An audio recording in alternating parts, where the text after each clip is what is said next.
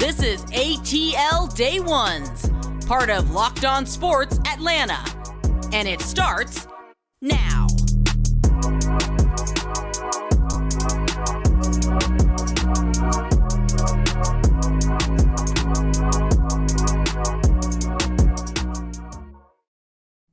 Welcome into ATL Day Ones with Jarvis and Tenitra, and just want to say thank you for making ATL Day Ones your first listen of the day. And remember, we're free and available wherever you download your podcast. And wherever you download your podcast, make sure you leave us a 5-star review. We really appreciate that for you in advance. And remember, also, we are on Roku and Amazon Fire TV. So if you're tired of listening to us on your mobile device, go ahead and check us out on the big screen TV. I promise we looked exactly the same on there as well. Now, Casey Heyward has gone to IR. We're going to discuss what Arthur Smith and DPs have up their sleeve now, and what does the success look like for the Atlanta Hawks in 2022? And last but not least, and for the culture, Jim Irsay out here bumping his gums, flapping his yaps. But that might be a good thing.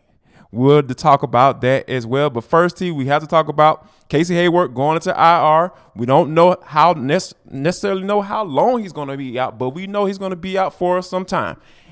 And I think that one of the things that you have to find comfort in is the fact that you have Isaiah Oliver, who just came back, and he got a pick at the end of the first half against the San Francisco 49ers. And you had a guy like Darren Hall, who probably had one of his best games as a pro against some pretty doggone solid receivers.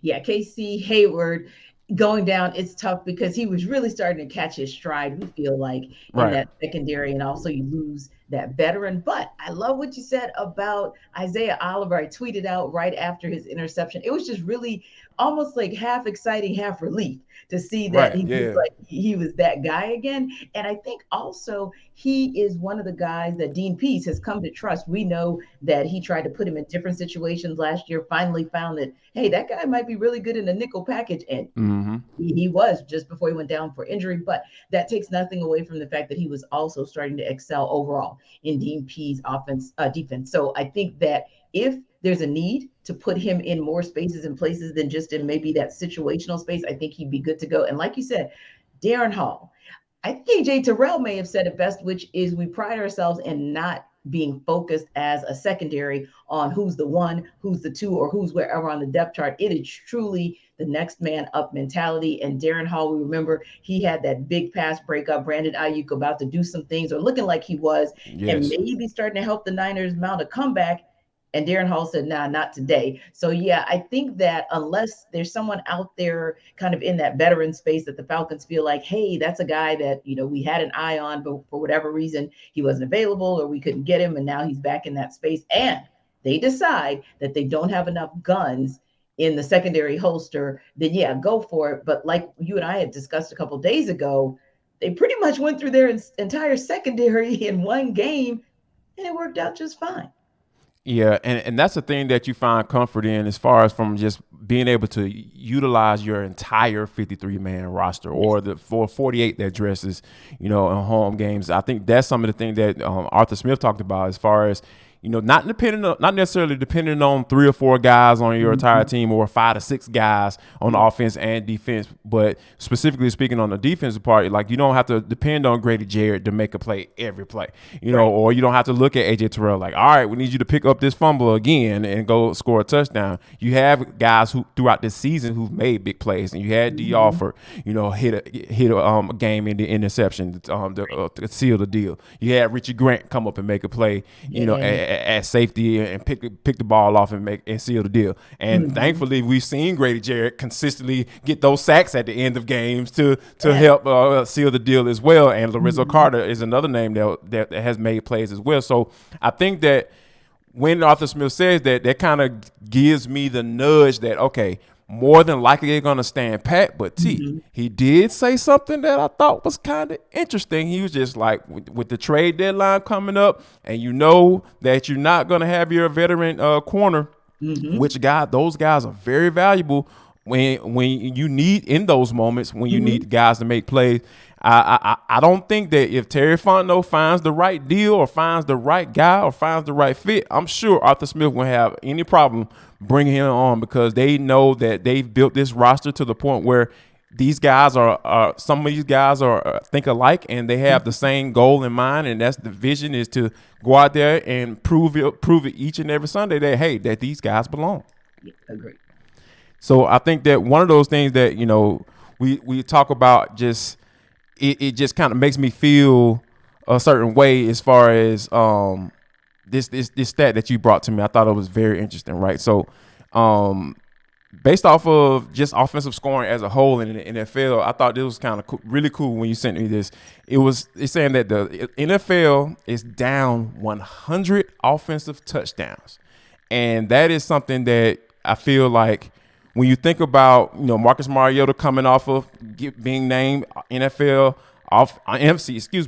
Offensive Player of the Week today, that's something that you kind of think about, like, all right, well, in a league where you looking at your quarterback to throw the ball 35 to 45 times and to win you games, it kind of speaks to fall right into what who the Falcons are, right? Because we all know that more than likely teams who run the ball successfully aren't going to be putting up 35 and 40 points a game. They're going to play ball control. They're going to take advantage of their possessions, and then they're going to take some possessions away from the opposing offenses. So I think all this, with the trends that are going on in the NFL today, I believe that the Falcons are going right along with what's going on around the entire league. Yeah, because I feel like if you have, with that number, honestly, and it's funny because I know Andy Bunker joined you yesterday on our podcast. Exactly. I joined him today on his podcast. Right. And one of the funny how that works. I know, right? One of the things that the crew was talking about it blew me away, and I was like, whoa. Brian Gephardt, Bo Johnson, and of course I got Randy McMichael along with Andy talking about the lack of offensive touchdowns, and I kept going back to him, Jarvis, and I was like, I'm sorry, what did you say? 100? The reason I said that is because we know this to be a pass happy league. Right. The majority of those 100 touchdowns are on the passing side, right? Mm-hmm. That's why I think it bodes well for the Falcons, because if the majority of your touchdowns are coming from the ground game, then as the season wears on and everybody else is trying to develop or trying to highlight or make their run game effective, yours already is. And I also think this, whether it's your O-line or your tight ends or your wide receivers, but essentially your blockers, right? If your blockers a third of the way through the season are getting you sprung to the point where you're getting to that second level and that third level, and I don't care if it's your quarterback or if it's your running back by committee, I just think that somewhere along the line with the NFC South, first of all, kind of being up and down, and then the NFC overall, there may be some opportunity there where people shouldn't be counting out the Falcons or thinking it's a joke that they could potentially vie for the NFC South title or at least a wild card contender, right? Because a stat like this, that bodes in their favor. No doubt about it. Well, it bodes in these last four teams' favor because the playoffs are set. For the NFC championship. Excuse me, the NLCS and the NLCS and the ALCS are set. You know, you have the Yankees versus the Astros, and we got the Padres versus the other team up there they're really popular for Philly cheesesteaks. So with that being said, T, are you watching these? Are you watching these games, or do you care about who plays, or are you watching it, paying attention to this at all? On that NLCS side, I refuse. I will not subject myself to that pain. And I say it as a two-pronged approach. Number one, yes, I told you guys before, and Jarvis has told you guys as well, yes, we are Braves reporters, but we are also Braves fans, always have been. Indeed. So that, for me, is the look-away situation, coupled with the fact that, I'm sorry, yeah, there are a few guys on the Padres team that might make you, blink one or two. And there may be a few on the Phillies team that make you blink. But I'm sorry, this is just not a compelling NLCS. Not when most of us were looking forward to Braves-Dodgers Part 2. Indeed, yes. So no, not watching on that side. I will, however, watch the ALCS for a good reason and a petty reason. good reason is because my other favorite team is the Yankees. And nope, I make no apologies for having two favorites. It is what it is. So we got out of the ALDS and we're moving on. I forgive you. And because I used to live in Houston, and yep, I am a hater of all things Houston, so I need to see them bashed in. The end. Well, I'm the exact opposite of that. I'm on the same page as you as far as not watching NLCS. That will not happen. Sorry, you forget about that. Have no interest whatsoever. But on the other side of that, I am rooting for all things against the New York Yankees because I absolutely could give two flying flips on a rolling donut about what the Yankees do and whether or not they get to the World Series. And then Mark Zeno is a fan of the New York Yankees, so why would I root for them? Like at all? Like so, yeah, you're in the same boat as Mark Zeno right now. T. He's like, let marinate on that one. But yeah, I'm not watching them. Okay. Thank you, Mark. All right, so let's get back on track here. Both of us are going to be at the game tonight. Atlanta Hawks taking on the Houston Rockets is going down in State Farm Arena. T. I know you got to be excited about this one. Oh, man, I cannot tell you. I was just speaking to someone yesterday about how this city is buzzing about basketball, about NBA ball. And listen, this is in the face of still before last weekend, the Braves doing well, UGA still doing well, and the Falcons are surprising us with their play. And yet we're still having conversation about the Hawks. Now, I'm going to go in a slightly different direction and tell you that I'm super excited, not just to see all that energy at State Farm Arena, but also you already know it's always going to be Dre Day. I don't ever have to say that out loud.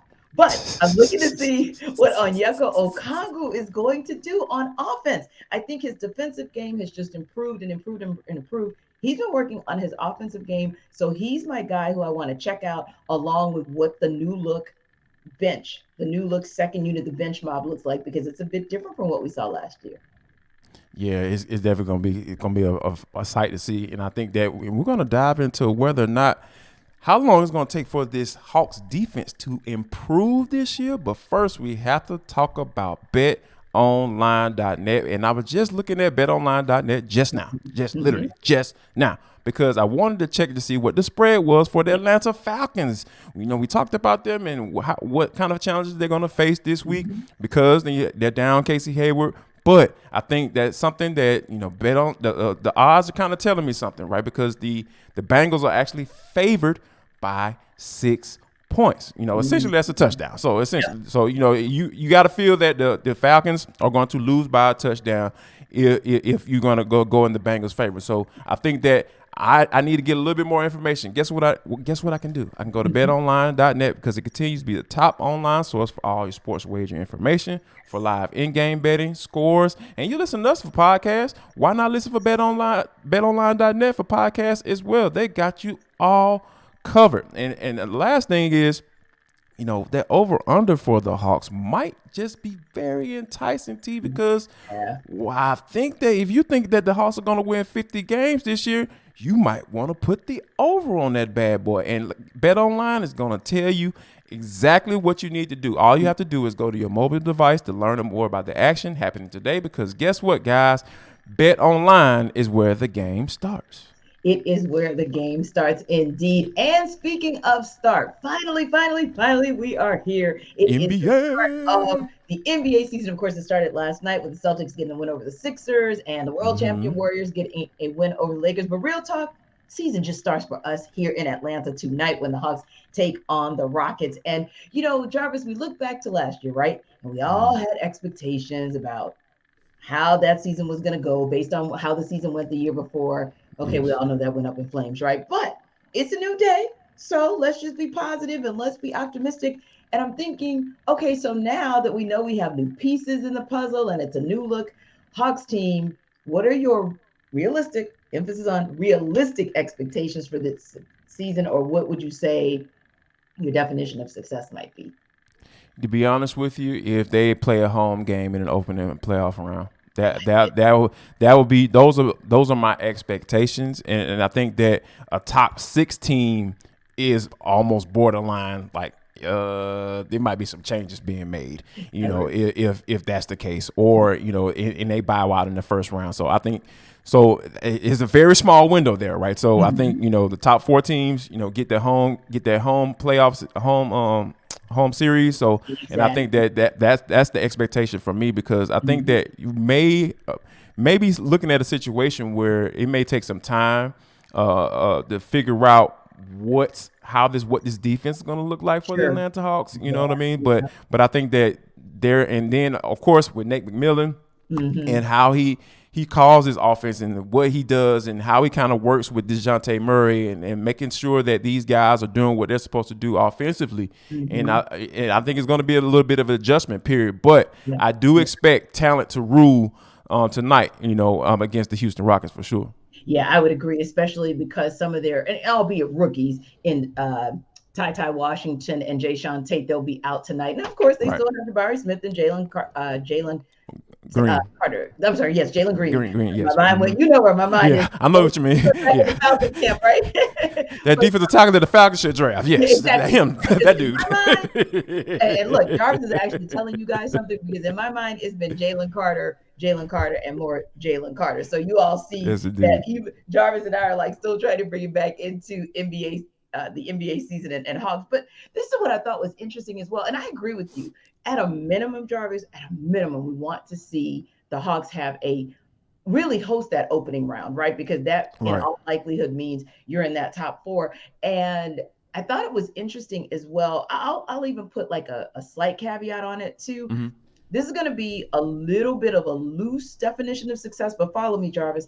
I think a definition of success would be if Nate McMillan was coaching that opening round team, because that will have meant that we got through this season successfully under his tutelage, and we did not feel like we got to the trade deadline or to All-Star weekend and needed to make a change because things weren't going quite right. That's part one. Yeah. And part two, I think for me would be if you and I looked in the box score or looked in the stats for 2022 and 23 and saw DeAndre Hunter games played 65 or more.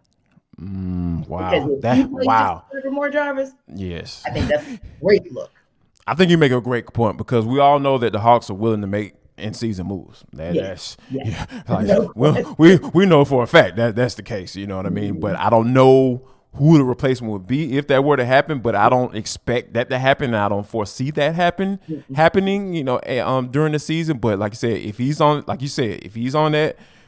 On the bench right there in that lead chair in the opening round at State Farm Arena, I think that we'll know exactly how this season went. And if you're talking about 65 plus games played by DeAndre Hunter, that means that the Hawks team is looking like real legitimate Eastern Conference contenders. Yes, and that is something that they have talked about openly, and I appreciate that. They talk about their lessons learned from last season and their desire to show that they have grown, they have matured both on the court and off the court. So, yeah, just exciting to see. And what's also interesting to me, Jarvis, is as excited as we are here, and obviously, honestly, the national media is excited with what they're seeing with these new look Hawks as well. However, there's excitement about some of those other teams that have been the perennials at the top of the Eastern Conference and, of course, the Western Conference as well. So I saw something today, and actually I've seen it a couple times, but I'll reference the ESPN article for brevity.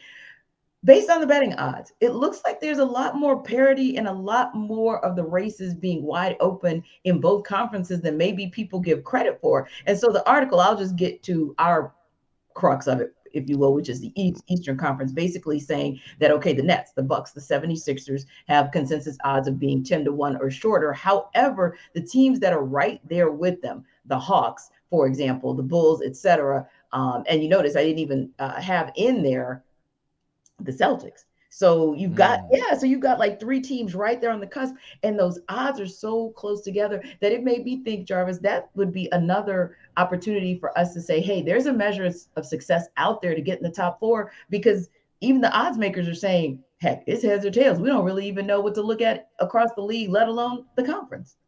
Yeah, I'm with you because, like, as you were talking, I was thinking about all of the little questions that all of those teams that you just named, right? Because the 76ers, I don't trust any team with James Harden on it. Sorry. Forget about that. And we already know with Ime Udoka and what went down with the Boston Celtics and Jaylen Brown was being on the trading block, and they were trying to trade for, Kevin Durant, essentially his name being floated around. So we know how that works and what goes on with that piece because we experienced that here with John Collins, right? Yes. And then you thought the Brooklyn Nets, right? Kyrie Irving I don't trust anything when it comes to Kyrie Irving. Is he going to be out there? Is he going to find a reason not to play? Is he going to be available because he's not hurt? All of those questions come into play. Then Kevin Durant hasn't played a full season in since 2018? Right, since then. So there are a lot of questions up and down all of those teams that are quote unquote the highest favorite in the Eastern Conference. So when you talk about a team that's not firmly set at the top of the Eastern Conference, I feel like the Hawks got game. They got game, and they're ready to be able to go out there and compete. Exactly. It's theirs for the taking. And just like 2 years ago, and really just like what you see in the NBA, maybe more often than in any other sport, the other piece there is matchups. So you get yourself a favorable seeding so you can get the favorable matchup that gets you hopefully at least back to the Eastern Conference Finals, and then we'll kind of talk that talk. Now, the other thing is this. If we see success, if we see expectations met or exceeded, a lot of it, Jarvis, will come down to whether or not the defense has become potent or lethal. So my question to you is this: how patient are we supposed to be? What is it that you're looking for that tells you, okay, I believe that this defense is on point? And I'm going to take it back to the Eastern Conference Finals run. This team's defense is at least on point for what they looked like in the last about 10 to 15 regular season games, and then as they kept progressing forward in the conference finals. Yeah, I think that you're going to have to practice a little bit more patience, because I think that when we just kind of having a conversation about it and kind of thinking about it out loud, it was like, all right, now they have enough talent to figure it out on offense, right? They can figure it out. They figured it out with just Trae essentially being the all in all for last year, and still were able to get into the playoffs. But when you have more weapons and guys getting better, in DeAndre Hunter and John Collins, I think that offense is going to take care of itself. But when you're talking about being able to communicate with each other on defense, Dejounte Murray playing around different guys. We all know he was brought in to be the stopper, right? He's the guy. He's the guy he's the defensive guy. He's going to help make everybody better, right? Well, it doesn't necessarily work out there in the first 15 games. I think you're going to have to. It's going to take some time for those guys to kind of figure each other out, and know Murray's going to have to figure out, like, okay, this is Trae's big weakness. I'm playing defense. Offense be damned, but this is when once you get in it, that's when you start to figure out how things work. And I think Nate McMillan is going to be integral into and figuring out that thing as well, so he can know when it comes to those rotations and who can play best with each other. Is he going to stagger Trae and Dejounte? So if there's going to be a moment where Dejounte and Trae aren't in a game together defensively, from a defensive matchup standpoint, so all those things come into play, and I think it's gonna take a few games in order for them to get that to figure that thing out. Yeah, and I think that's the chemistry and the gelling that Landry Fields mentioned when I spoke to him a couple weeks ago, because I agree with you. The offseason, particularly summer league and what we've seen even in training camp and, of course, in preseason, shows that the offense is pretty much already gelling and the chemistry is there. But like you said, it's the defensive side. For example, if they're going after the wing, and, Dejounte is a different looking two. And then you've got DeAndre Hunter, who hopefully will be strong and be healthy. Like, how do they play off of one another, if you will? What happens when, to your point, you bring in Onyeka Okongwu? Are you bringing him in at the 4? Are you bringing him in at the 5? And how does he gel, especially in the absence of maybe someone like his coach, Lou Williams, who is really coaching him at both ends of the court to try to help him along, to say, hey, here's how your offense can help your defense. Now, speaking of offense, you made a great point. That's probably going to click faster. But one of the things that may dictate the clicking is Trae Young, and just how quickly, especially in real-time regular season action, he gets accustomed to and gets comfortable with playing off the ball. Yeah, and that's the big. I'm sorry, Jarvis, because he always corrects people and he lets you know he has played off the ball before. So I'm going to throw it again. Yes, get better, mature in that, in the NBA, being able to play off the ball. And I think that that's something I don't think it's going to take too much time to master, to be honest with you, because when you as prolific as a shooter as he is from deep and spotting up, I don't think Trae has an issue with spotting up. Like, who thinks that? So I think it's just a matter of him doing it, just like I talked about defensively. So the adjustment period for this team is going to take some time defensively, and like you said, they still have to figure some things out offensively. But when you have as much scoring talent as they do, I'm not too concerned about that. No, I am not concerned at all. Like I said to Andy and Randy earlier, Nate McMillan is just chomping at the bit to use his toys on both ends of the court. And I can't wait to see it. We can't wait to see it. And another thing we always say to you guys is we can't wait for you to check out Locked On Sports Atlanta. We know that we are you guys' number one listen because we see the numbers on YouTube and we see how many times you give us 5-star reviews, and you also check out and download our podcast. But when you check us out every single day, we also want you to check out NFL Key Predictions every Friday on Locked On NFL, or of course, you can also check back replays throughout the weekend. Basically, when you looked at Locked On, you have your local experts like Jarvis, like me, that are giving you the inside scoop, right? I'm an expert. Yeah, we're going to call ourselves experts. We're going there. But this particular podcast gives you the biggest games in the NFL, the 5 biggest, including the weekend games, whether that's Sunday or Monday night, plus betting advice from the one that Jarvis just told you guys about a minute ago. What is it, Jarvis? BetOnline.net. So follow your NFL Key Predictions every Friday on Locked On NFL. And just remember, just like you check us out on the Odyssey app, YouTube, and wherever you get your podcasts, check out NFL Key Predictions as well. No doubt about it. T, this is For the Culture. It is the intersection between sports, entertainment, and the culture. And sometimes we want to talk about, because that's just how we get down on this show. Today is no different. Woo, these NFL owners meetings supposed to be something like dudes with a whole gang of money, not making a lot of noise, staying low key, and talking about certain things that needs to go on in the NFL and what needs to happen. Jim Irsay said, hell to the no. Jim Irsay comes out and basically says, it's time for Dan Snyder to get the hell on. T, I know that, and there were some reports that they said they weren't going to talk about this outwardly. Right. So, they won't keep everything in-house and all that stuff. But when you think about Jim Irsay's past, right, it's a little spotty. He's been suspended before. He's been attacked and everything like that. But I was thinking to myself, I was like, you know what? That's not the worst person for it to come from. Yeah. When you think about going through something and learning your lesson and then trying to set the example for how an owner should act, or learning from his ways, man, that's the problem with Dan Snyder. Yes. He ain't admitting to jack. He ain't done nothing wrong. None of that. And Jim Irsay has done that, and I really appreciate him for that, because and I think just from an optics standpoint, I think Jim Irsay was just fed up. He was just like, people think that billionaires can do what they want to do, which mostly they can, especially in America.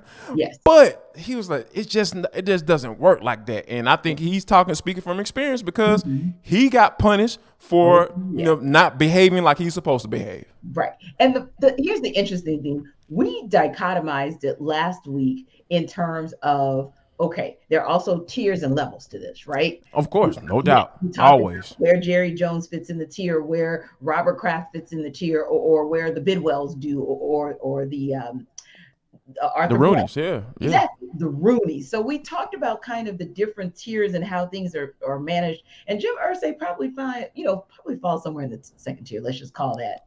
Yeah, that's fair. Yeah. Jerry Jones or Robert Kraft. But listen, I feel like this as well. None of them should be untouchable. None of them. No. But unfortunately, many of them are. And I think, like you said, Jim Irsay kind of shined a light on it and said, hey, guess what?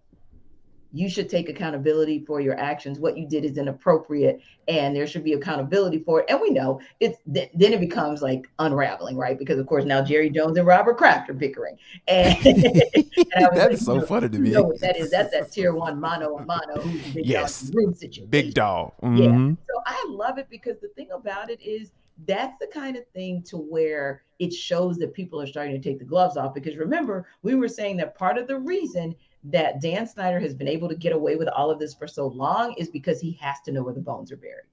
He has to know where the bones are buried. But when you start saying stuff like what Jim Irsay said, and when Kraft and Jones start bickering and we're finding out about it, I feel like bones are going to start falling out of the closet. And as they fall out of the closet, that gives Dan Snyder less leverage. Because interesting how they were the first to come out with a statement that Jim Irsay was inappropriate. Really? Your boss wasn't? Your owner wasn't?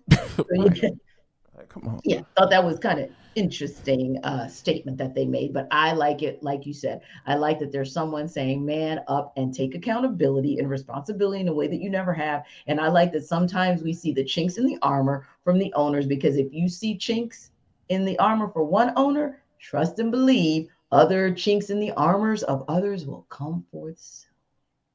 No doubt about it. And just think about Redskins / Commanders. Yes. That for the past 20 years. What was it? 99 he bought the Yes. team. In 1999 he bought the team. Just think about, like, when has that organization ever been run well or coached well? Yes. It's always been something going on, or some issues or underlying issues, investigations. Mm-hmm. It's just been always something going on with that organization. And I think that, you know what? Irsay is right. I wholeheartedly agree. I appreciate him for stepping up and having the gumption to say something. Mm-hmm. Oh, man, forget all that. It's we know what time it is. We understand, and I feel like we got enough votes to get it done. I absolutely love it. Yeah, yes. That's kind of, I felt like that too. I felt like he was low-key saying, oh, you want to try me? Let's take it to a vote and let's see what happens. Because if you try me and we take it to a vote, you'll see just where more than likely the majority of the owners, and we know it's a big majority, I think it's 75% have to agree to vote you out. But if Jim Irsay is saying that, you've got a point. There might be some commentary like, yeah, we got these votes to do what it is that we want to do. Now, speaking of do what we want to do, we tomorrow want to talk about a win for the Hawks. We want to see them get a dub in the season opener, just like they did last year. And we're going to talk all about it tomorrow and break it down and tell you guys of all the great things that we saw hanging out at State Farm Arena. So check us out, and maybe if there's some movement for the Braves, we might tell you guys about it. Otherwise, don't look here for any talk, because we feel some type of way. What we don't feel some type of way about is the Falcons as they continue to get set to take on the Bengals. So we'll talk about that and anything else that comes across the landscape of sports in Atlanta. Don't forget, after you check us out, go check out NFL Key Predictions, whether you want to see what they said last week, kind of teeing up for this Friday. Also check out Hitting Hard with John Chuckery, A to Z with Mark Zeno. You can do it on YouTube or wherever you get your podcast. So thanks again, guys, for stopping by. We will see you tomorrow. And wait a minute, Jarvis. Oh, yeah. So we in there. Yeah, we in there. So, we'll see you at State Farm Arena, and we'll see you guys tomorrow. Make sure y'all come back.